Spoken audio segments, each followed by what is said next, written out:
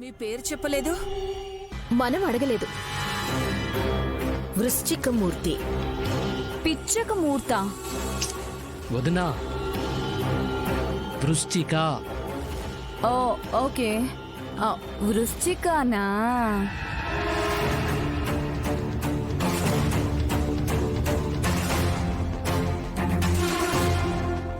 తేలు పేరుతో పేరు ఉండడం వినటం ఇదే మొదటిసారి అనుకుంటాను. నిజానికి నా పేరు ఉండేలు మూర్తమ్మా. ఇంకా నయం, కుందేలు అనలేదు. వదినా, అలా ఆట పట్టించకూడదు. దీనికి దూకుడు ఎక్కువలేండి, మీరేమీ అనుకోకండి. పర్వాలేదమ్మా.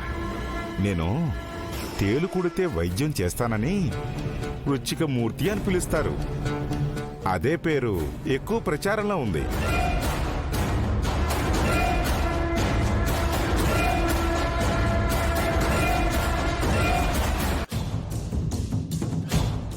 మొత్తానికి మిమ్మల్ని మా అత్తయ్య వాళ్ళు రప్పించి మంచి పని చేశారు.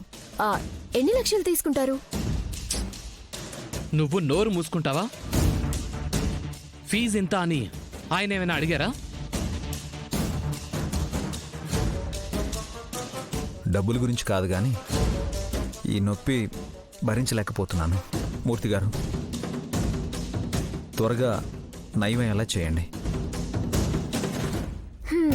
చెక్కుల మీద ఫైల్స్ మీద సంతకాలు చేయటానికి కూడా నొప్పితో ఇబ్బంది పడుతున్నారు పాపం.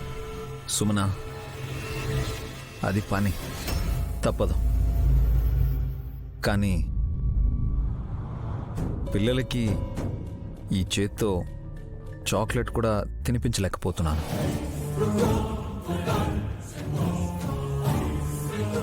చెయ్యి ఎత్తితే భయంకరమైన నొప్పి వస్తుంది. ఇంకేం చెప్పొద్దు విష్, నువ్వు చెప్తుంటేనే మాకే గుండెల్లో నొప్పిగా ఉంది. ఎంత బాధను అనుభవిస్తున్నావో అర్థం చేసుకోగలం. అయ్యా, త్వరగా వైద్యం చేయండి. తేరెక్కడ కుట్టింది? వరలక్ష్మి అమ్మవారి గుడి దగ్గర. మీ మొహం. అది కాదండి, తేలు మీ మూతి కుట్టిందా, విశాల్ చేతి కుట్టిందా అని అడుగుతున్నారు రచికమూర్తి. రచిక? వదినా, వృశ్చిక శాస్త్రి. ఏదో ఒకట్లే.